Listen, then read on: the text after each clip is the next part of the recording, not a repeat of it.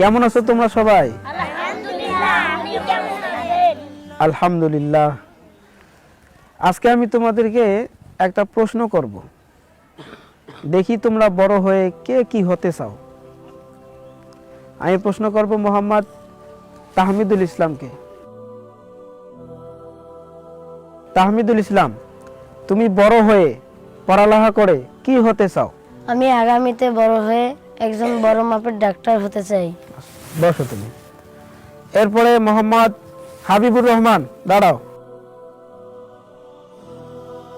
তুমি বলো, আগামীতে বড় হয়ে তুমি পড়ালেখা করে কি হতে চাও?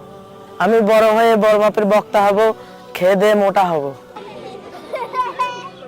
মাশাআল্লাহ, বসো। মোহাম্মদ ফরিদউদ্দিন ফুয়াদ,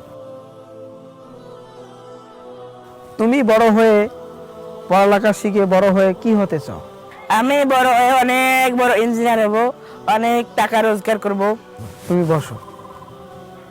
এরপর শাহরিয়াতুজ্জামান জিম, তুমি দাঁড়াও।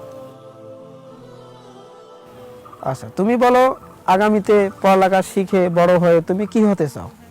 হুজুর, আমি বড় হয়ে মানুষ হতে চাই, হক্কানি আলেম হতে চাই। হুজুর, আমি মানুষ হয়ে মানুষত্বের শিক্ষা দিতে চাই।